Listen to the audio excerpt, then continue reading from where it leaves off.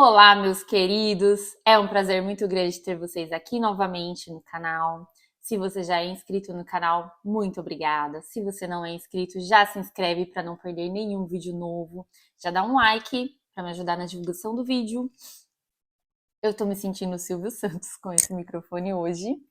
Eu tô tentando melhorar o áudio, que eu sei que tá ficando baixo. Eu tô bem escuto e o áudio tá ficando bem complicado. Já é o terceiro microfone que eu compro. E se vocês tiverem alguma informação, alguma reclamação a respeito do áudio, vocês podem colocar no comentário aqui embaixo. Se tiver alguma informação também de um microfone que presta, que eu possa comprar para resolver este problema, eu também estou aceitando sugestões. Muito obrigada pelas dicas e vamos começar a história de hoje.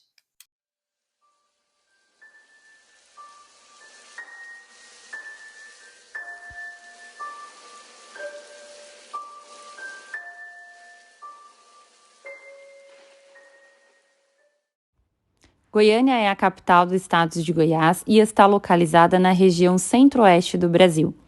Esta cidade foi planejada e é construída a partir de um projeto urbanístico específico à sua construção. A construção aconteceu entre 1933 e 1942 e foi um importante marco para o povoamento de Goiás. Na atualidade, Goiânia possui cerca de 1.400.000 pessoas e é um importante centro comercial e serviços do Brasil, além de possuir uma infraestrutura muito moderna e arborizada. E a história de hoje nós vamos falar sobre um grande acidente que aconteceu nesta cidade no ano de 1987, o acidente do Césio 137. No dia 13 de setembro de 1987, os amigos Wagner e Roberto saem de suas casas para recolher materiais reciclados. E eles encontram então um prédio desativado. Neste prédio era situada uma clínica de tratamento para tratamento do câncer. Então tinha tratamento de radioterapia, quimioterapia e vários outros exames que eram realizados nesta clínica. E então eles pegam essa peça e armazenam na casa do Roberto. Quando chega nessa casa, eles conseguem abrir a peça e deixam a peça lá aberta, do dia 13 ao dia 18 de setembro, que foi quando eles pegaram todos os materiais e levaram para um depósito, para um ferro velho, para vender estes materiais, para reciclagem. E logo em seguida eles começam a apresentar diarreia, fraqueza e queda de cabelo. Mas eles não imaginam o que possa estar causando estes sintomas. E os sintomas passam despercebidos por eles então. Nesse dia, então, quando o Devair compra a peça, ele fala para os seus funcionários desmontar a peça e guardar, armazenar lá no ferro velho, né? E eles então fazem o que o proprietário do depósito manda. Eles desmontam a peça e armazenam as partes lá no ferro velho. E aí, durante a noite, quando o Devair foi fechar o depósito, ele percebeu que daquela peça saiu uma luz brilhante, uma luz muito, muito bonita, algo bem diferente, que ele nunca tinha visto aquela luz antes.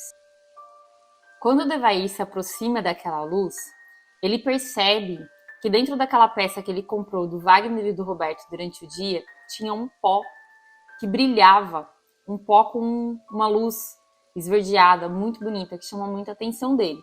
Então ele resolve pegar aquela peça e levar a peça para casa. Ele acha aquilo tão bonito que ele quer mostrar para a esposa dele. E aquela peça passa a se tornar um amuleto para o Devair. Para onde ele vai, ele leva a peça. Quando ele vai para casa, ele leva a peça para casa. E quando ele vem para o trabalho, ele traz a peça com ele. E chegando em casa, então, ele mostrou para sua esposa, Maria Gabriela, que ficou encantada com o brilho daquele pó também. 6 dias depois que Devair comprou essa peça, ele recebe então a visita de seu irmão Odson. E ele mostra para o seu irmão esse pozinho brilhante. E ele comenta com seu irmão que nem ele nem a sua esposa estão se sentindo muito bem. Eles estão sentindo fraqueza, dor de cabeça constante, estão sentindo diarreia. E o irmão dele pergunta se ele não acha que esse mal-estar pode estar sendo causado por este pó. Mas o Devair não acredita muito nisso.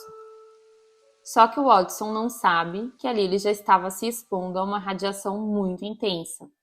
E ele volta então para sua vida, para sua rotina diária, como motorista de ônibus. E ali ele já começa a espalhar radiação para centenas de pessoas que pegam ônibus com ele durante o dia. No dia seguinte, Devair recebe a visita de seu outro irmão, Ivo. E ele também mostra para o Ivo o seu pozinho brilhante. E o Ivo fica encantado com aquele pó e pergunta se ele pode levar um pouco para sua casa. Ele quer aproveitar para brincar com sua filha caçula de 6 anos. Então, eles separam um pouco numa caixinha de fósforo e o Ivo leva um pouco do seu pó para casa. Ivo então chega em casa e deposita esse pó embaixo da cama de Lady, da sua filha de 6 anos, e fica brincando com ela. E ela fica encantada com o brilho e brinca com o pai, que ele é o maior mágico que ela já conheceu. E eles então se divertem bastante. Ela toca no pó e logo em seguida sua mãe a chama para jantar. E Lady então vai jantar sem antes lavar as mãos. E ali ela toca em ovos cozidos e come os ovos logo em seguida. No mesmo dia, Lady começa a passar muito mal. Seu pai resolve ir até uma farmácia para comprar uma medicação para ela. E então ele toca no dinheiro que está no seu bolso e passa o dinheiro na farmácia. E assim, a radiação começa a se espalhar pela cidade toda. No dia 27/9, algumas pessoas começam a passar mal na cidade e começam a procurar atendimento hospitalar. Os médicos então encaram aquilo como intoxicação alimentar. Só então, Gabriela, que é a esposa do Devair, resolve que ela deve levar aquele pó às autoridades. E ela resolve então levar aquilo na vigilância sanitária. Gabriela e um funcionário do ferro velho pegam então um ônibus para transportar aquela peça até a vigilância sanitária. E eles não imaginam que ali eles estão não só se expondo, como expondo todas as pessoas que estão dentro daquele ônibus a uma radiação muito grande. Quando chegam na vigilância sanitária, como lá não tem nenhum equipamento para medir a radiação do aparelho, eles foram informados de deixar aquela peça em um local aberto, em cima de uma cadeira. E todos os funcionários começaram a ter curiosidade sobre aquilo. Começaram a mexer naquele pó, porque eles não imaginavam que eles estavam se expondo, ao perigo que eles estavam se expondo ali. Só então que um médico suspeitou que aquilo poderia ser radioativo. E então ele chamou um físico chamado Walter Mendes, que era muito conhecido pelo local. Quando Walter chega na cidade, agora com um equipamento para medição da radioatividade, ele conhece então Lady, que foi a criança que foi exposta com 6 anos de idade. E ele mede então a radioatividade daquela criança, e a radiação que ela estava emitindo era muito intensa e muito alta. Walter então notifica a vigilância sanitária do que estava acontecendo, e o diretor da Comissão de Energia Nuclear chega então à cidade. Ele declara estado de emergência. A população então é retirada das suas casas às pressas durante a noite. A Defesa Civil, a polícia e os bombeiros estão agindo de forma organizada, mas o restante está tudo uma grande confusão. Ninguém sabe o que está acontecendo no local.